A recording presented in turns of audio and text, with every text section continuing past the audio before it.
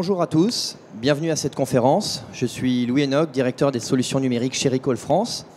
Et nous aurons le plaisir de vous accueillir pour les prochaines 45 minutes.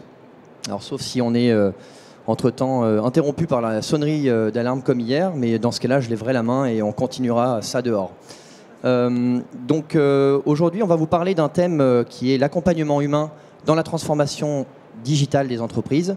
Un thème qui a retenu toute notre attention et c'est pour ça qu'on a souhaité participer à cette conférence.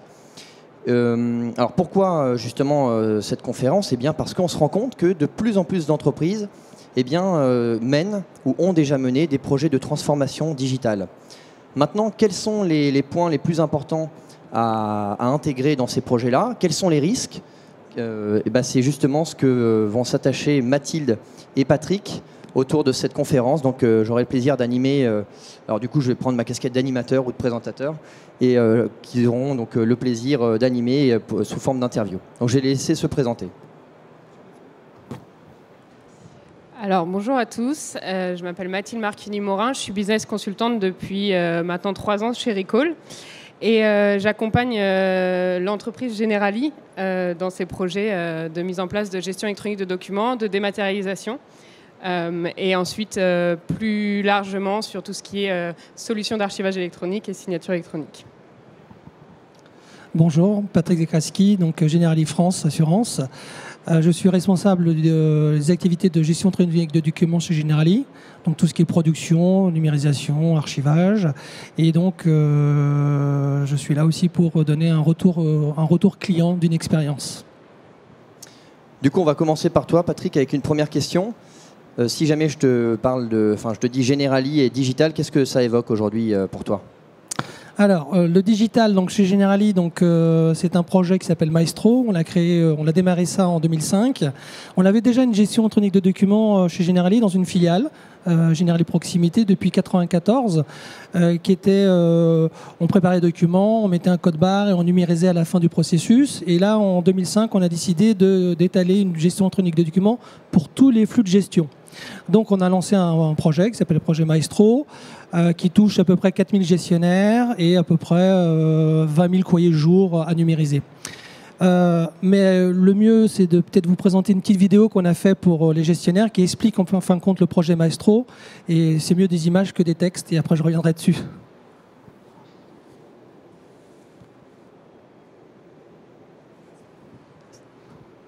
Si ça marche. Je te mets un peu de suspense.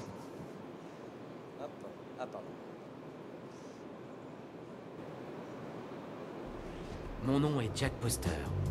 Je suis un courrier porteur d'informations capitales et je dois défier le chronomètre. Ma vie est une véritable course-poursuite contre le temps réel.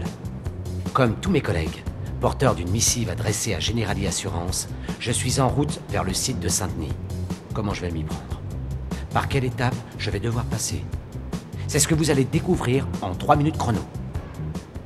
7h45. J'arrive en lieu et place de ma mission. À compter de ma réception chez Generali, j'ai 3 minutes pour être transporté à bonne destination et transmettre la requête toute spéciale de la cliente. Arrivé au flux entrant de Generali, je suis identifié au service de prêterie afin d'être correctement affecté à une chaîne de production. On me nomme aujourd'hui à la tête de la mission GED, gestion électronique de documents. En chemin vers le service de numérisation, je quitte mes collègues radiographie, trousseaux de clés et autres contenus non numérisables. Courrier en chef à la tête de la cellule GED, je me dois de montrer l'exemple et servir mon engagement. Je passe donc en premier à la numérisation.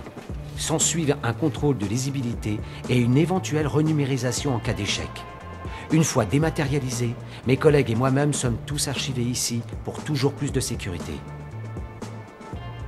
Me voilà maintenant en phase de LAD-RAD, lecture automatique du document et reconnaissance automatique du document. Il s'agit de détecter mon numéro de contrat ou de sinistre, puis d'interroger le système d'information Generali pour validation de mon existence. Tout cela me permet d'être tout de suite acheminé électroniquement vers le bon destinataire. Près de la moitié de mes collègues numérisés sont maintenant distribués dans les corbeilles des entités et attribués aux gestionnaires en charge pour traitement via des bons de travail électroniques. Quant à moi, mes références étaient difficilement lisibles par la LAD-RAD. Je dois donc passer par une étape supplémentaire, le vidéocodage. l'intervention manuelle d'un vidéocodeur est nécessaire pour que je sois correctement routé. Arrivé sur le poste de travail gestionnaire. Ça y est, je suis arrivé sous forme d'un bon de travail numérique dans l'agenda d'un gestionnaire qui va pouvoir me traiter quelle que soit sa localisation. Ce poste de travail Maestro qui m'a permis de mener à bien ma mission ne vient en rien se substituer à vos applications métiers. Vision partagée du dossier, historisation des pièces, agendage et traçabilité de l'ensemble des actions réalisées sur un dossier. Voilà quelques bénéfices de la chaîne de valeur à laquelle je viens de participer. Historiser et tracer les actions, voilà ce que le bloc-notes vous permet de faire. Appels, mails, fax, courriers entrants et sortants sont listés dans l'historique du dossier. Sur votre bureau, mort aux post-it et papier. Efficacité et simplicité. Rapidité de la réponse. La cliente est satisfaite du bon déroulé des opérations. Voilà une nouvelle mission de Jack Poster réussie. Donc voilà, donc ça c'est le projet Maestro, donc la gestion électronique de documents chez Generali, donc qui a commencé en 2008.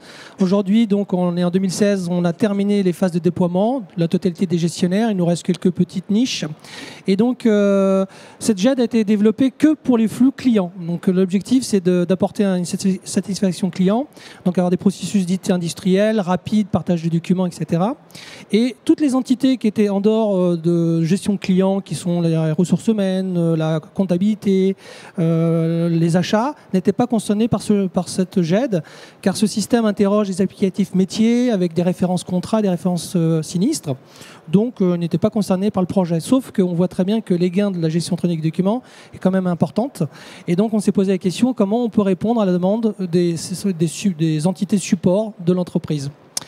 Alors, la problématique est arrivée pas avec un workflow, mais plutôt sur une problématique d'archives. La direction des ressources humaines gère à peu près 8000 contrats et ça prenait de la place. Et donc, ils nous ont demandé si on pouvait trouver une solution de numérisation de ces dossiers archives et puis de les avoir sous format électronique. Bon.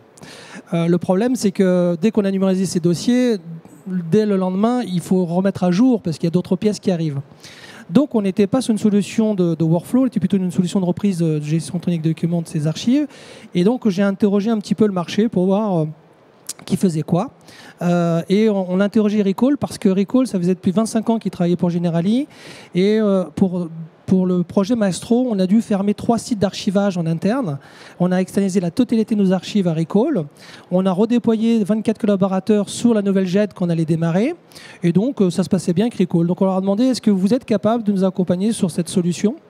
Et Recall a dit oui. Ok, et du coup, ça me permet de passer le micro maintenant à Mathilde. Mathilde, est-ce que tu peux te présenter Recall et aussi, même question que pour Patrick, qu'est-ce que le digital évoque chez vous?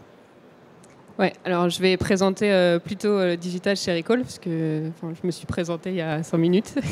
C'est pour voir si tu suivais, mais c'est bon. Ouais, non, mais ça, je suis bien. Donc en fait, Recall, c'est un tiers archiveur. Notre cœur de métier, c'est l'archivage physique des documents. Et maintenant, depuis plus de 10 ans, on a développé des solutions numériques, des solutions digitales pour accompagner nos clients et prospects dans la transformation digitale. Donc ça passe par 5 piliers d'une offre qui est chez nous notre offre, notre solution globale, avec une partie conseil et accompagnement, conduite du changement, parce que c'est quelque chose qui est très important. On est sur des métiers et des solutions qui sont un peu innovantes, où le métier n'a pas forcément l'habitude de travailler en 100% électronique. Donc on va les accompagner sur cette partie-là. Ensuite, on va avoir un pilier, bien sûr, l'archivage physique, puisque dans toute GED, il y a une partie physique des documents qui arrivent dans la GED et qu'il faut pouvoir archiver une fois qu'on les a dématérialisés, ce qui introduit le deuxième pilier qui est la dématérialisation. On a donc un pilier de gestion électronique de documents. On travaille depuis plus de 10 ans avec Island Software et c'est une GED qu'on a déployée il y a quelques années, en 2012, sur une des filiales de Generali. On a déployé la GED OnBase. Et ensuite, on a un 5e pilier qui sont les solutions d'archivage électronique et coffre-fort numérique, ce qui nous permet de pouvoir répondre à l'ensemble en fait, de la chaîne de gestion de l'information, puisque un document, il faut pouvoir l'accompagner tout au long de son cycle de vie. Et on le fait grâce à cette solution qui est globale. Donc Recall, le digital, c'est ça, c'est plus une offre globale qui intègre à la fois notre cœur de métier et des services à valeur ajoutée qu'on y ajoute. Et c'est en ça qu'on a pu répondre à Generali sur leurs demandes. Et sur la partie accompagnement humain, justement, quel est la solution aujourd'hui proposée? Alors, on avait le choix, nous, chez Generali, de faire un appel d'offres, de choisir un cabinet de conseil, une société spécialisée en informatique. On avait plein de choix.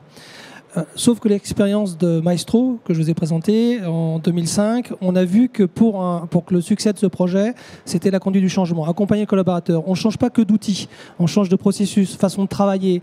Il y a eu des rejets, les gens avaient peur en disant, voilà, moi, les dossiers sinistres qui font 1 mètre de hauteur parce que c'est un dossier qui a plus de 2 ans avec plusieurs experts, j'ai besoin de l'avoir papier. Donc il a fallu travailler beaucoup sur la conduite du changement, motiver, accompagner, partager. Et notre crainte sur les services d'e-support comme la RH, c'est pareil. Les dossiers physiques de la RH, c'est très personnel, c'est tel collaborateur, c'est très confidentiel.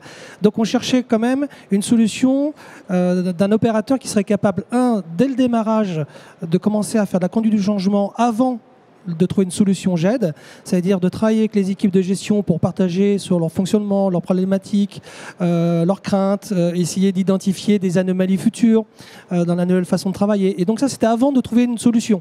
Donc c'est déjà de parler avec les métiers. Et aussi, après, trouver cet opérateur qui serait capable, de nous accompagner sur la conduite du changement, 2, de développer une solution, 3, la mettre en place, et 4, la produire, c'est-à-dire être responsable. Parce que je ne cherchais pas, moi, une société de conseil qui me dit, voilà, on peut tout faire, parce que le problème, c'est que sur le marché, il y a beaucoup de partenaires qui sont capables de faire beaucoup de choses, mais comment on peut choisir un vrai partenaire? C'est lorsque quelqu'un est vraiment prend la responsabilité demain de la production. Donc, du coup, j'ai essayé de trouver, chez Recall, la possibilité d'être consultant, développeur et producteur. Et donc être responsable. C'est pour ça que sur la conduite du changement, on avait vraiment une crainte et qu'on a voulu trouver un opérateur qui prend le processus de bout en bout. Mais du coup, il existe aujourd'hui plusieurs acteurs sur ce monde de la dématérialisation, notamment. Pourquoi faire appel, alors pas forcément à Recall, mais déjà à un tiers archiveur aussi? Alors, globalement, on croit qu'on fait de la gestion électronique du document, il n'y a plus de papier. Sauf qu'il y a tout le temps du papier, et le papier, au contraire, il existe toujours. Et lorsqu'on parle de GED, il y a forcément de l'archivage physique derrière, aujourd'hui, avec les solutions qu'on a. Donc aujourd'hui, les archiveurs, pour moi, ont une légitimité, une crédibilité sur la gestion électronique du document parce qu'ils sont un acteur intégré? Non, on ne peut pas l'éviter. Forcément, dans la gestion électronique du document, on aura un archiveur derrière dans le processus. Donc, on ne peut pas les éviter. Donc, du coup, je voyais une légitimité. Ils avaient toute une légitimité, comme ils avaient notre portefeuille aussi nos 2 archives, de pouvoir partir du portefeuille physique pour nous accompagner dans le développement. Si je peux compléter, on a aussi eu la chance d'avoir, ce que disait Patrick, tous les deux, si on parle juste du projet RH, puisque on pourrait élargir le sujet, mais sur les dossiers RH, on avait l'intégralité des archives des ressources humaines en fait, de Generali dans notre centre d'information. Ce qui fait qu'on a pu faire en amont un audit des fonds et comprendre comment étaient construits les documents avant d'aller rencontrer le métier. Et alors pour ma part, j'ai passé 3 mois en fait avec les ressources humaines de Generali. Donc tous les jours, je rencontrais le métier, je discutais avec eux pour comprendre leur processus métier, comprendre comment ils fonctionnaient, comment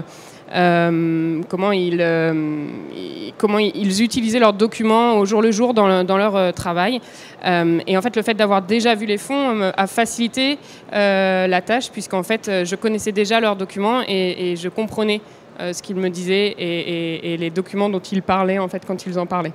Donc c'est quelque chose qui est pour moi en tout cas important dans la conduite du changement et dans l'accompagnement. Et du coup, cette conduite du changement, elle s'est faite en amont, un moment de designer la solution, ou voire même un moment pour toi, Patrick, de faire le choix, de travailler avec Recall, ou est-ce que ça s'est fait a posteriori? Alors, je pense que dans un projet de gestion électronique de documents et sur une population qui n'a pas forcément l'habitude de travailler sur l'électronique, alors on utilise tous nos mails, on utilise tous Outlook, mais avoir tout son dossier en dématérialisé et ne travailler qu'avec le dossier dématérialisé, c'est quand même des processus de travail et des façons de travailler qui sont modifiées. Et dans le cadre, en tout cas, toujours de ce projet-là, puisqu'on parle de ce cas concret, on a fait la conduite du changement dès le début. C'est-à-dire que le fait d'interviewer, de passer 3 mois avec le métier, j'ai pu les accompagner et commencer la conduite de changement avant même que la solution soit montée, puisqu'en fait on a monté la solution avec le métier. C'est-à-dire qu'on a créé l'architecture de la GED avec le métier. On leur a montré des maquettes tout au long du projet jusqu'à la décision finale pour créer le cahier des spécifications techniques et fonctionnelles. Mais donc la conduite du changement pour moi, en tout cas sur ce projet, a été débutée en amont. Alors, je ne sais pas s'il y a des informaticiens dans la salle, mais il y a une problématique, c'est que lorsqu'on vous propose une gestion électronique de documents, on vous vend du rêve aussi. C'est-à-dire qu'on dit, voilà, c'est automatique. Et ma crainte, en tant qu'opérateur, je l'ai eu pendant presque 10 ans, c'est-à-dire que j'ai déployé une GED assez compliquée avec 28 systèmes d'information derrière. Voilà, c'est très très lourd, c'est très compliqué. Et donc je vois bien que le langage informatique, c'est le langage informatique. Le langage de consultant, c'est le langage de consultant. Et j'avais besoin de trouver quelqu'un qui sent le papier, qui pue le papier, je dirais, pire, pour qu'il y ait vraiment une bonne connaissance de la matière première. Parce qu'on transforme de la matière première en électronique.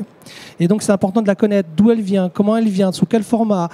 C'est pas simplement des volumes, c'est pas du poids, c'est aussi qu'est-ce que devient le document, le cycle de document dans l'entreprise. Il a été créé par la compagnie, il a été envoyé chez un client. Est-ce qu'il risque de revenir? Oui, il risque de revenir. Alors tiens, à son départ, on peut peut-être imaginer mettre un code barre pour que la GED en retour puisse le lire.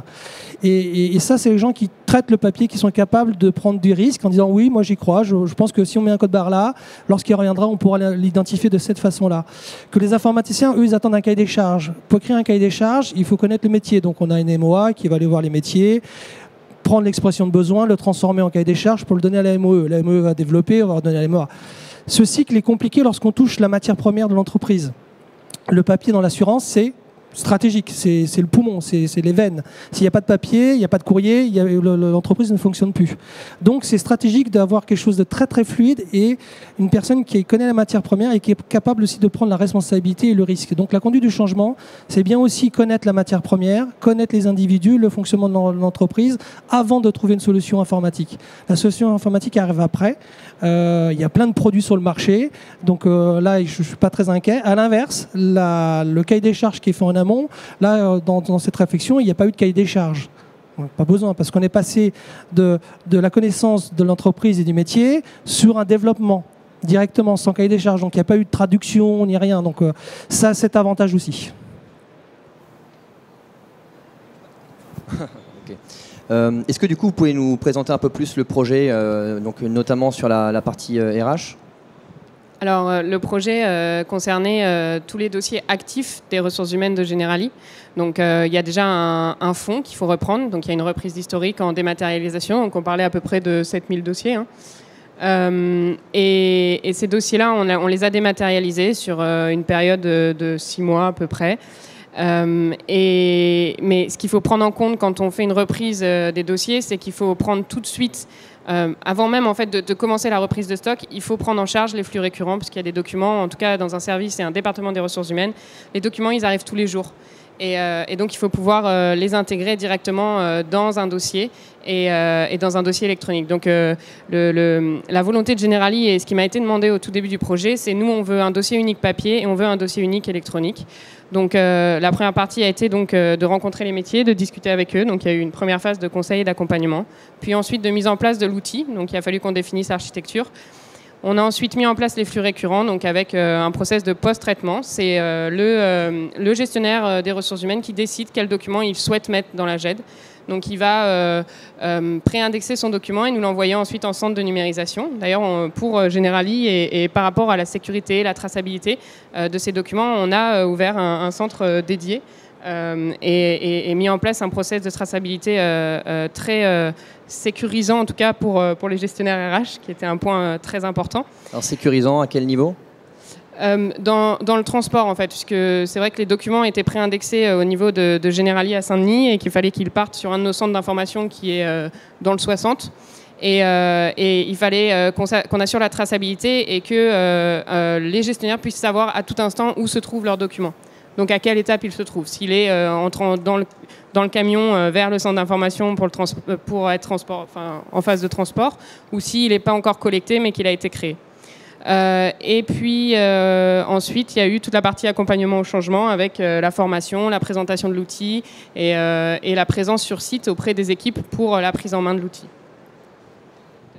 Oui, sur la traçabilité, c'est très important, c'est que la reprise d'archives a été faite, les documents donc arrivent au fil de l'eau par courrier, par les salariés, la gestion RH s'en occupe, et après donc ils remplissent un petit document pour que ça reparte. Et la première crainte, c'est des collaborateurs de dire oui, mais s'il part de mon service, il est où ? Donc ils ont dû développer Recall avec un iPad et des codes barres, la traçabilité de toutes les étapes. Il sort du service, il est dans le camion, il sort du camion, il est sur la plateforme, il va être numérisé demain, et quand il est numérisé demain, ça donne l'information qu'il a été numérisé dans la GED. Et ça, ça a été développé pour Generali et pour les gestionnaires. C'est suite aux entretiens que Mathilde a eu avec les gestionnaires, c'était leur crainte. Ah oui, mais alors où est mon dossier, où est mon papier, etc. Donc je trouve que c'est très important que la personne qui développe, qui accompagne ce développement soit la première personne aussi qui a fait les interviews. Et puis demain, qui sera peut-être la responsable de la production. En termes d'accompagnement, donc j'entends que Recall avait une structure d'accompagnement, et notamment toi, Mathilde, qui a fait toute une mission en fait de conseil, d'accompagnement en amont et qui ensuite a permis de faire la conduite du changement. Et côté Generali, est-ce qu'il y avait aussi une équipe ou est-ce que c'est plus les méthodologies que tu as proposées et voilà, comment concrètement ça s'est passé? Nous, on a souhaité déléguer la totalité du processus. Avec, bien sûr, on avait donc un chef de projet chez nous qui accompagnait donc Recall dans son accompagnement dans l'entreprise. Mais on a souhaité que Recall prenne la totalité du processus et délègue au maximum. Afin que, au moins, comme objectif derrière était caché, c'est qu'il soit responsable. Parce que si j'interviens moi dans le processus, dans l'expression de besoin, sur la solution à donner, je prends une certaine responsabilité. Si j'aurais pris un cabinet de conseil extérieur, il aurait pris sa responsabilité en disant voilà, il faut faire ça, ça, ça, ça. Recall leur a dit oui, moi je peux le faire ou je peux pas le faire ou ça coûte tant. Et du coup, on partage la responsabilité. Donc l'idée, c'était vraiment de déléguer la totalité du processus à Recall. Ils sont émergés chez nous, ils font les audits, ils regardent la cartographie, ils proposent une solution, on met en place la solution et puis ils sont garants de la production. Donc du coup, Generali est plutôt en arrière. Okay, donc c'était important pour vous, cette, je ne sais pas si on peut appeler ça responsabilité unique? Oui, responsable du projet de bout en bout jusqu'à la mise en production. C'est-à-dire que si Recall me vend une idée géniale de signature électronique, alors ça c'est en pré-vente, demain ils mettent en production, donc ils sont responsables. Si ça marche pas, ils pourront pas me dire ah oui mais voilà le consultant a dit que c'est pas possible, on n'avait pas intégré tous les volumes, on n'avait pas intégré ses spécificités, on n'avait pas intégré, je veux pas le savoir. Vous étiez responsable du début jusqu'à la fin, donc si vous m'avez vendu une solution, vous l'appliquez. Donc oui, c'est important pour moi. Ok. Par rapport aux objectifs des uns et des autres, donc côté Recall et côté Generali, est-ce qu'aujourd'hui ça c'est en ligne avec les objectifs déjà Generali? Ah oui, alors du coup l'idée c'était d'avoir une GED, j'appelle ça une GED libre, c'est-à-dire qu'elle n'interroge pas des applicatifs métiers de l'entreprise, donc assez indépendant, assez autonome. Et dès le début dans la conception de cette GED, j'ai demandé qu'elle ait la capacité d'intégrer de nouveaux flux. Tout de suite. Donc des flux comptabilité, des flux achats, les Generali immobilier.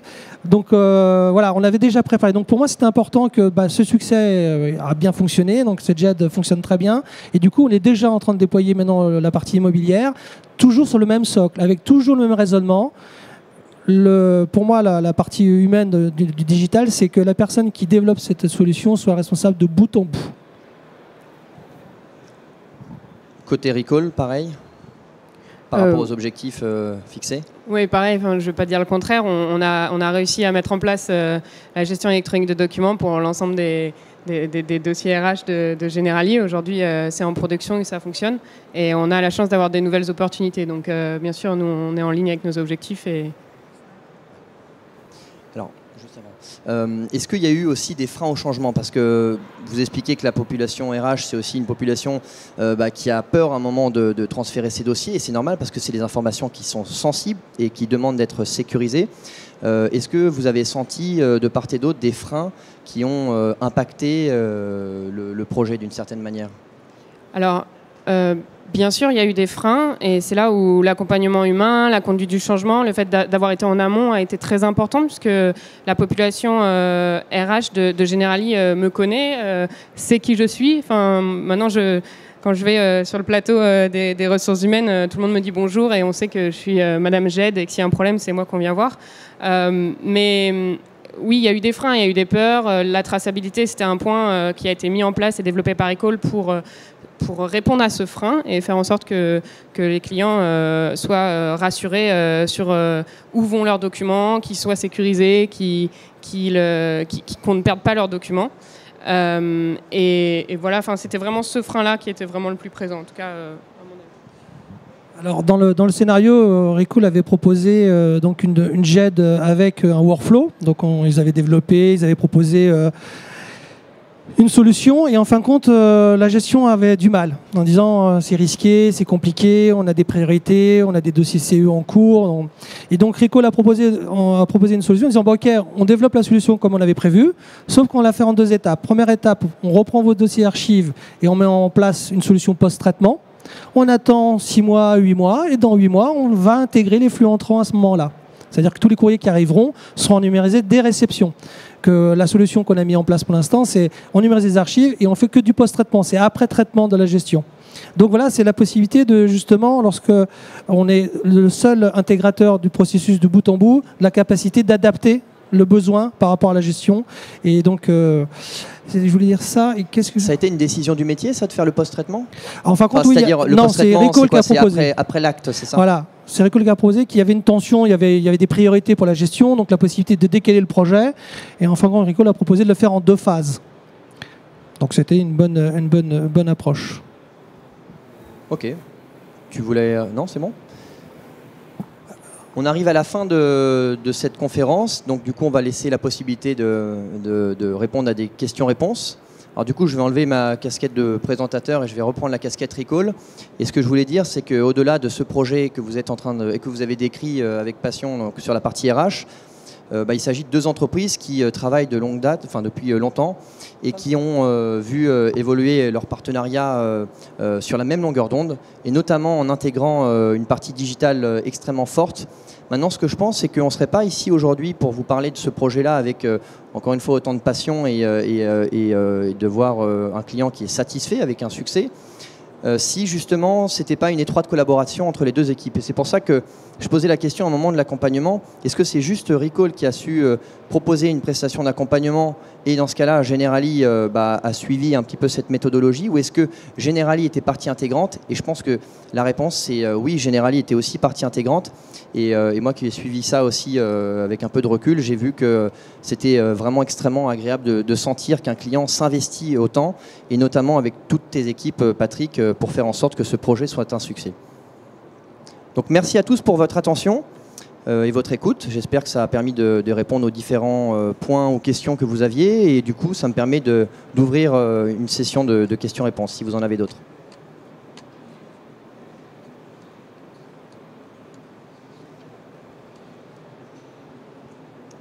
Bonjour, Fawzi Ben Alima, documentaliste. Vous avez bien expliqué la dématérialisation concernant tous les gisements informationnels papier. Qu'en est-il des gisements informationnels nativement numériques? C'est-à-dire qu'aujourd'hui, avec l'explosion exponentielle des documents numériques, qui sont tout aussi stratégiques comme les mails, les documents non structurés, web, etc. Est-ce que vous avez réfléchi à l'opportunité aussi de faire la même démarche? Oui, bien sûr. Alors, c'est vrai qu'on n'a pas beaucoup développé cette partie-là dans notre présentation. Sur le projet des ressources humaines, on n'avait pas de reprise de documents natifs à faire. C'est-à-dire qu'ils ne nous ont pas demandé de reprendre les documents qu'il y avait sur leur serveur. Ça viendra peut-être dans un lot 3, ou peut-être qu'ils ne nous demanderont jamais, mais en tout cas, je sais qu'ils ont des documents sur serveur qu'ils ne nous ont pas demandé de reprendre. Mais concernant les emails et les pièces jointes, parce qu'aujourd'hui, sur un service ressources humaines, il y a beaucoup de documents qui arrivent par email. La relation entre un gestionnaire RH et les salariés se fait par email. La solution permet en fait l'intégration à la main du métier des emails, des pièces jointes, juste de l'email ou juste de la pièce jointe, et ensuite des documents natifs. Donc aujourd'hui, les gestionnaires des ressources humaines Generali ont la possibilité à la fois d'envoyer en dématérialisation des documents papier, comme je l'ai expliqué, sur le processus de post-traitement, mais aussi d'importer dans la GED directement les documents électroniques. Donc notre outil prend ça en charge. On est capable de refaire des reprises de données en masse sur des données qui sont sur des serveurs, en faisant des tables de correspondance. Et ça, c'est quelque chose qu'on n'a pas fait, en tout cas, dans le projet des ressources humaines.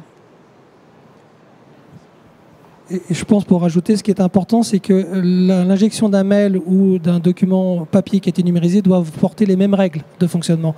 La gestion avait tendance à dire oui, alors si c'est un mail, on voudrait qu'on connaisse le média, on voudrait le tri de telle façon. Lorsque c'est papier, c'est un autre tri. Et donc Recall a eu aussi dans son rôle de conseil de dire stop. Pour donner un exemple, en 2010, ils ont mis en place une petite JED pour un service d'e-support qui est la direction de la distribution, qui était une reprise d'archives. Hein. Et donc, ils avaient identifié une centaine de typages de pièces. Bon. On était nous aussi jeunes dans la JED, donc on n'était pas on n'avait pas identifié le problème. Et 5 ans après, on constate quoi? C'est qu'ils utilisent que 25% des typages. Pourquoi c'est aussi compliqué? Alors c'est la tendance du gestionnaire à dire ah oui mais si j'ai ce cas-là, comment je le cherche, etc. Et donc Recall, par rapport à ma JED que j'ai chez Generali, a une solution de recherche que je vais laisser développer qui est très, très intéressante. Ah oui, on a, pour répondre à leur demande, parce qu'il y avait beaucoup de documents, on a mis en place un module de recherche textuelle qui permet de rechercher par un mot-clé, ce mot-clé dans l'ensemble des documents qu'on a en résultat de recherche. Si vous cherchez un numéro de matricule d'un collaborateur, pour prendre un exemple très concret, vous avez l'ensemble de ces documents, et un collaborateur qui est là depuis plus de 10 ans, il a un dossier qui est quand même assez épais, donc il a un certain nombre de documents qui sont typés. Et on a cette recherche textuelle qui permet de retrouver ce mot dans tous les documents et dans les titres des documents aussi. Voilà.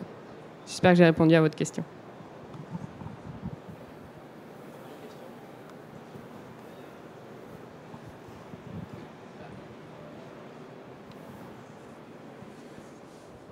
Bonjour, juste pour savoir, il a fallu à peu près combien de temps pour que chaque collaborateur s'adapte et soit à l'aise avec son nouvel outil de travail? Alors là, ça dépend du collaborateur et de son expérience. Mais si on prépare bien en amont la conduite du changement, la formation, la petite vidéo qu'on a mis là sur Maestro, pour donner un exemple, ça a été fait avant le déploiement pour que les collaborateurs se projettent sur la solution de demain. Donc c'est très important de communiquer sur la solution de demain, comment fonctionner, donner les étapes. D'accord, d'avoir avec Recall, on a mis des accompagnateurs sachants dans chaque équipe. C'est-à-dire des gens qui étaient en amont du processus de déploiement, qui ont travaillé sur le recettage avec les équipes de Recall, et après ils sont revenus à leur poste de gestionnaire, et là ils étaient un peu sachants par rapport aux autres. Ils avaient découvert le produit avant, parce que ce qui est marrant, c'est la crainte juste avant. C'est-à-dire que tant que c'est pas déployé, mis en production, ça marchera pas, c'est nul, je trouverai pas mes papiers, c'est compliqué, c'est de la merde, à mon âge, je me fais chier avec le digital. Bon.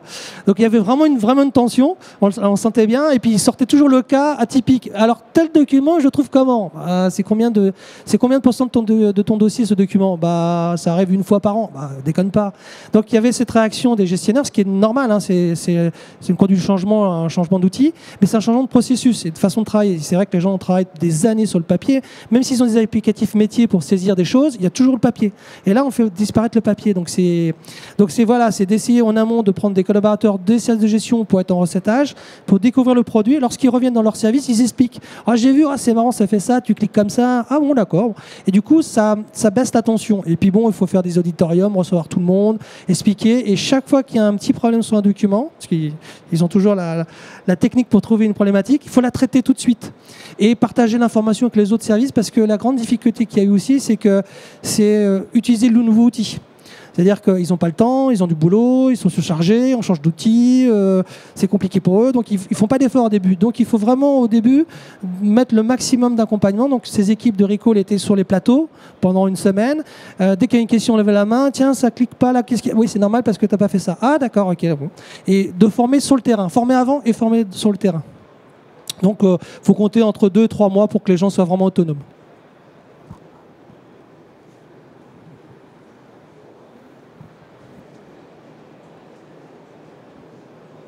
Merci pour cette conférence intéressante.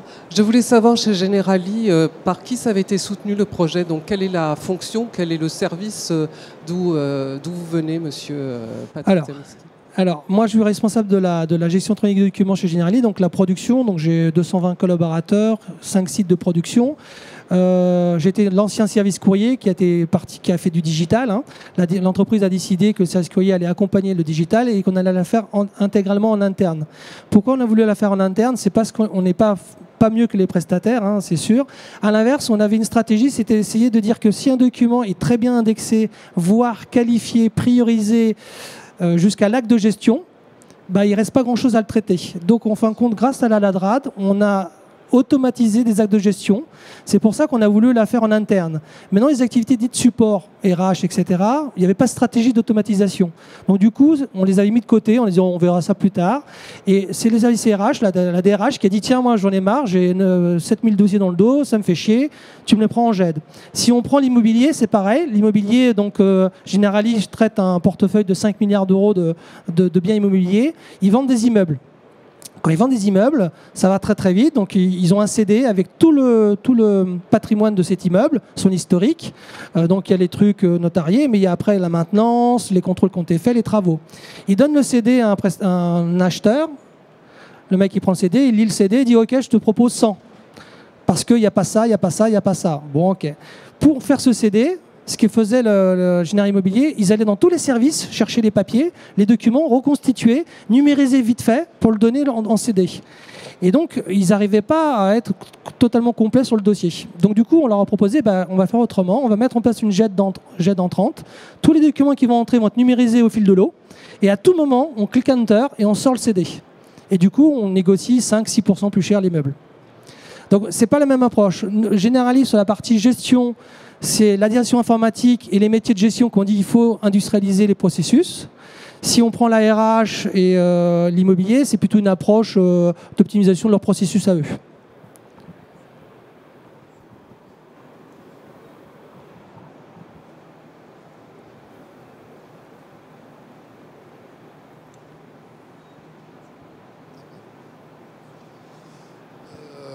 Rebonjour.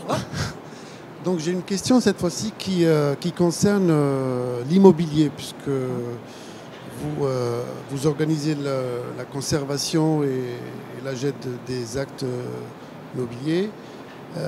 À ce titre, est-ce que vous avez pensé à la définition des durées de conservation, sachant qu'un contrat, par exemple, un acte de propriété, par exemple, dans l'immobilier, nécessite des fois de garantir la conservation au-delà de 40-50 ans.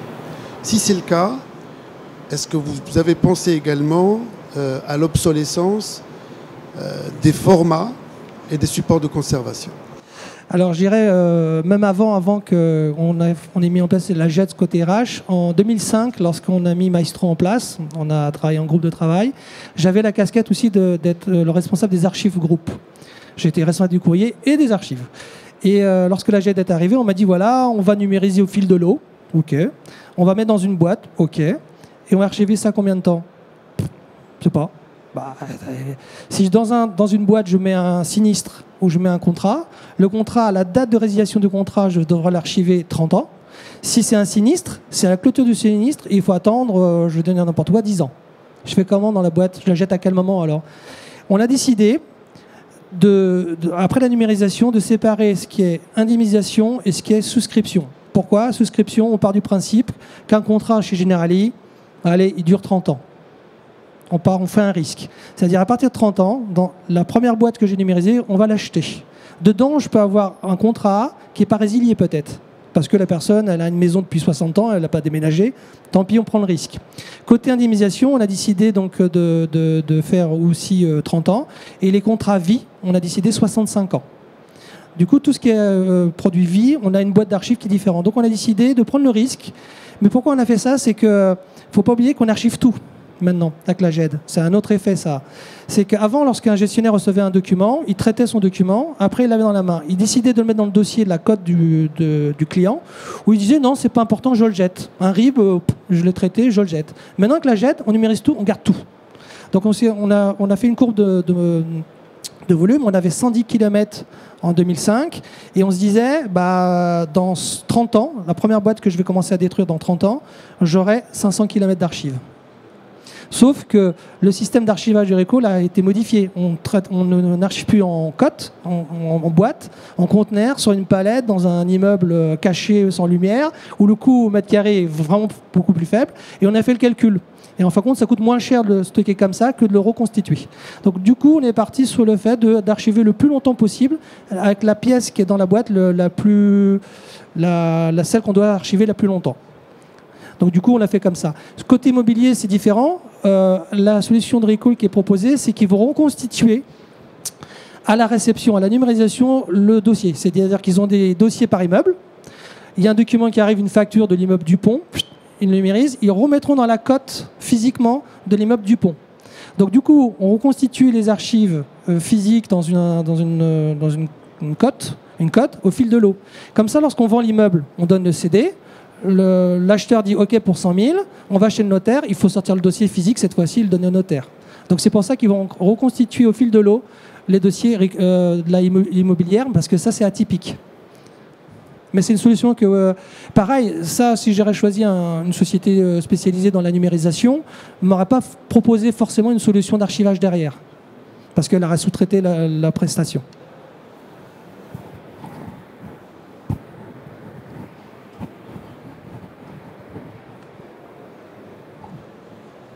Pas d'autres questions?